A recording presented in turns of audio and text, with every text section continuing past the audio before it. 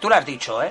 Es que ahí es donde Fíjate empezamos que hicieron hasta series de televisión y todo con este sí, tema. Sí, en la series, correcto. En la Fox creo que salió una televisión en la que justamente trataban sobre ese tema específicamente, y era sobre esas tormentas solares que podían llegar en un momento a apagar todas las centrales eléctricas del mundo y dejar de funcionar todos los aparatos eléctricos solares. Juan Pablo, toda la razón, compañero. Sí. Comenta, sigue comentándonos, compañero.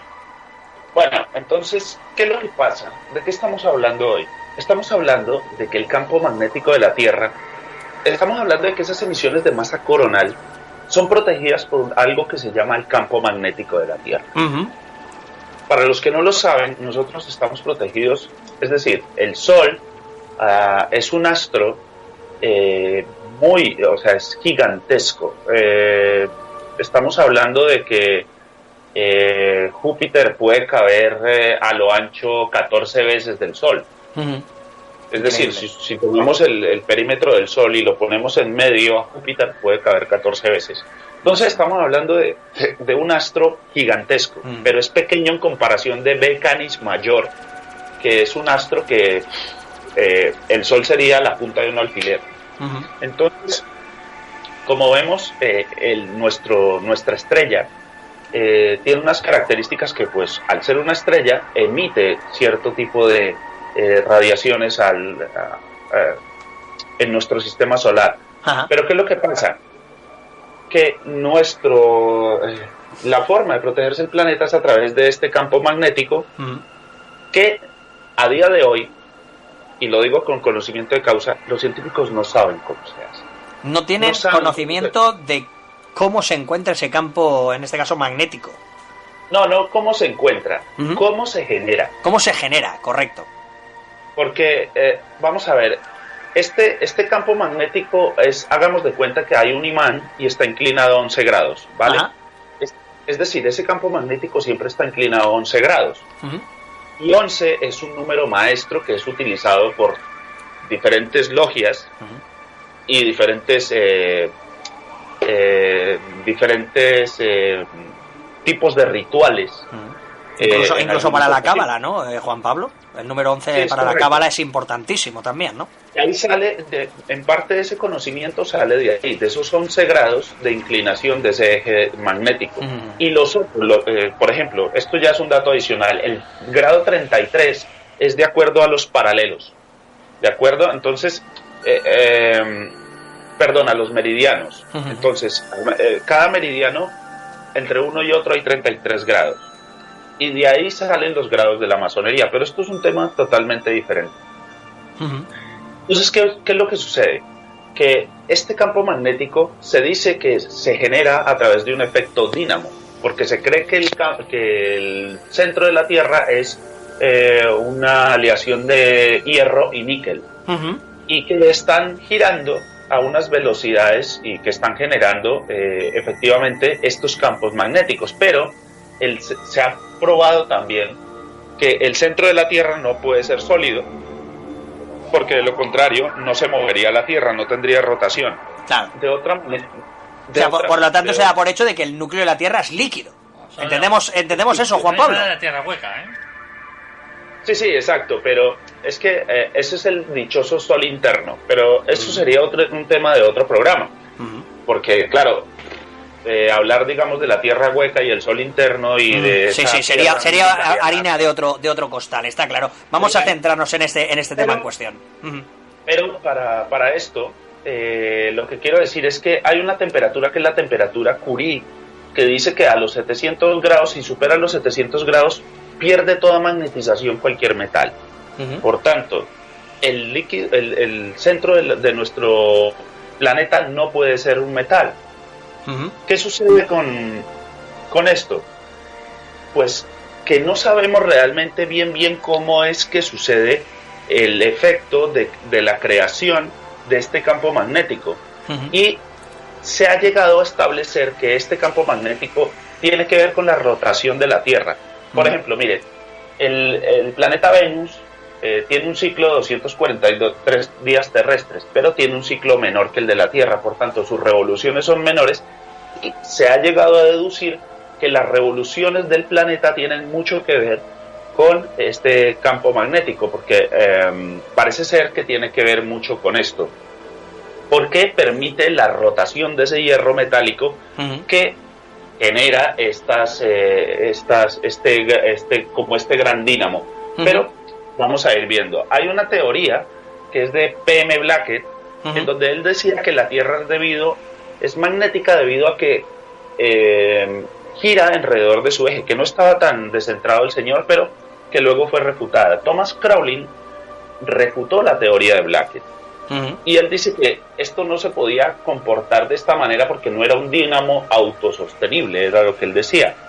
Walter Schlasser trató de probar en varias ocasiones esta teoría, pero sin éxito porque no existía una matemática que le pudiera hacer comprender a él cómo era el funcionamiento de este sistema. Luego vino otro científico que se llamó Stanislaw Braginsky en el 64, y él probó la simetría axial con un cálculo de desviación que le permitió a otros científicos generar unos nuevos estudios.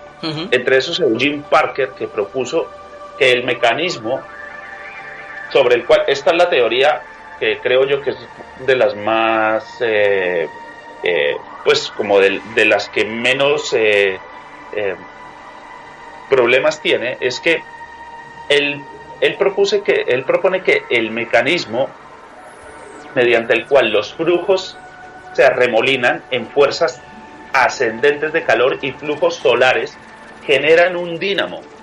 Y la Tierra, al tener un giro destrógiro, un giro antidistrógiro al norte y un dextrógiro al sur, es decir, en favor de las manecillas del reloj contra las manecillas del reloj, es lo que hace que se genere este movimiento, y este movimiento es lo que genera este campo magnético de la Tierra.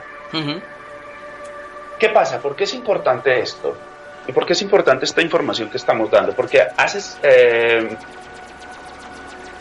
decir, hace más de 780.000 años la brújula apuntaba hacia el sur, ¿vale? Y se cree que estos cambios en la polaridad de la Tierra suceden, o estas inversiones pueden suceder cada 100.000 años, y que vienen sucediendo en periodos desde hace 10 millones de años. ¿Qué pasa? Que han sucedido 171 inversiones de polos en 71 millones de años. Lo que significa que nos da más o menos esta edad de 780 millones de años. Pero aquí hay algo interesante.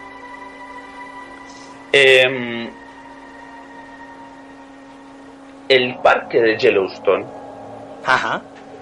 Aquí es donde el supervolcán de Yellowstone, hablando claro, ¿no? El supervolcán de Yellowstone se dice que hace erupción cada 750 a 775.000 años.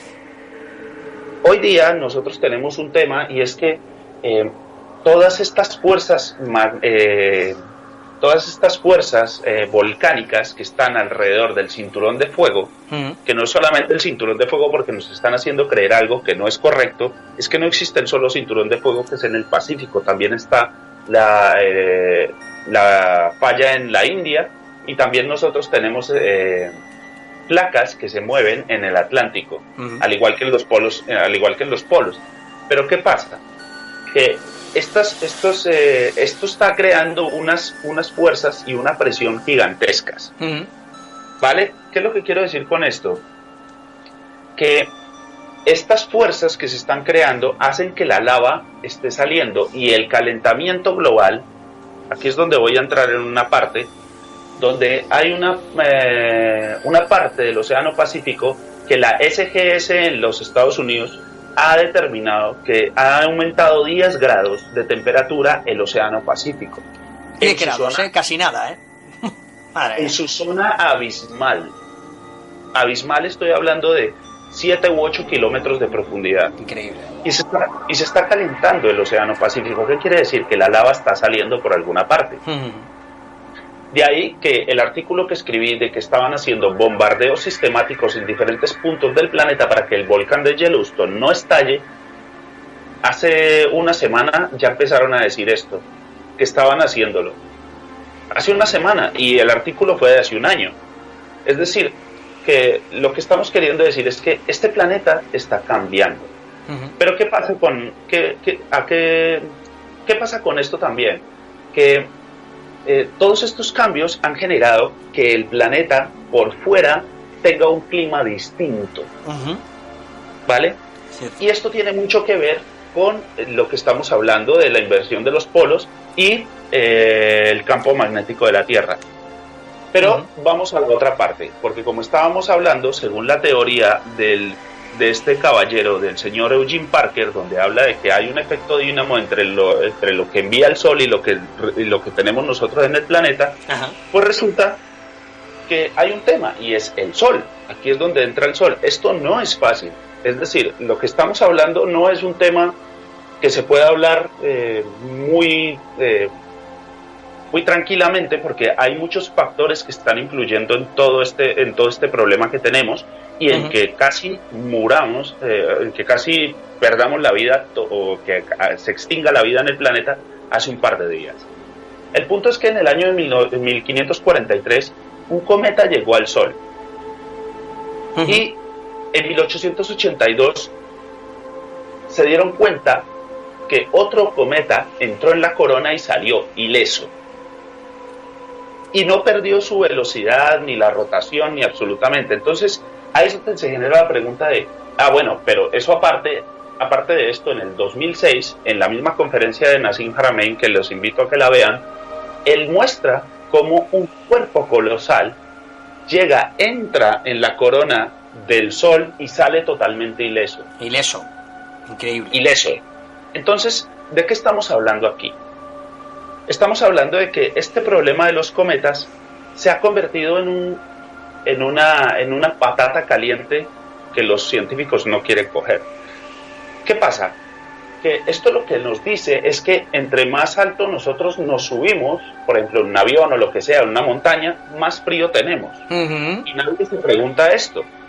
Y adicionalmente, y esto es un dato para Raúl, las civilizaciones más antiguas decían que el color de nuestro verdadero Sol era de color azul, que corresponde con la nota de Sol. Entonces, ¿qué nos quiere decir eso? Que nuestro Sol es frío. Y no es lo que nos están vendiendo.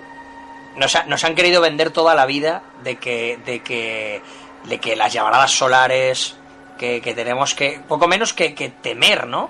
Que temer al Sol, ¿no? Porque bueno, está ahí, pero uy, y si en cualquier momento pasa algo con el Sol, es esencial, y hay que dejarlo claro, es esencial, pero como siempre, una mentira más, ¿no, Juan Pablo? Lo del Sol caliente, ¿no? El Sol que en este caso nos puede hacer desaparecer, ¿no? En este caso, pues con una simple llamarada, ¿no? Sí, pero vamos a ver, es decir, hay que poner, porque en estos ámbitos digamos en el mundo de la conspiración y en el mundo de todo esto, hay mucha gente que habla con mucha ligereza de estos temas, sobre todo porque, digamos, ven dos videos en YouTube y se piensan que las cosas funcionan así, la Tierra es plana, la Luna es un holograma, te inventan cualquier cantidad de cosas. Te dicen un montón de chorradas que... Solo lo que pasa en los medios de comunicación es lo real, ¿no, Juan Pablo? Tampoco. Es decir, ellos te están vendiendo una imagen distorsionada de la realidad también. Sí, claro. Pero lo cierto es que uno, para poder, digamos, entender un poco esto, debe arremangarse, investigarlo. Porque es que no es fácil. Entonces, lo que le quiero decir a la audiencia es que hay que poner las cosas en su contexto y en su justa medida. En este caso el Sol es frío porque el espacio es frío también. Claro. El espacio está a menos 273 grados centígrados. Y el espacio no es extremadamente caliente, aun cuando el Sol es resplandeciente en verano, por ejemplo. Aquí en la Tierra nosotros sentimos calor, pero afuera está frío. Esa es una pregunta que se hará mucha gente, ¿no? ¿Cómo puede ser que nosotros percibamos ese calor cuando en realidad lo que emana el Sol en realidad no tendría por qué, o lo que nos llega en este caso a través del universo no tendría que ser calor, sino todo lo contrario, ¿no, Juan Pablo? Exactamente, pero ¿por qué? Porque el universo es frío. ¿Pero por qué es frío? Porque el Sol es frío, el Sol no es caliente. El Sol es es una unidad de fusión de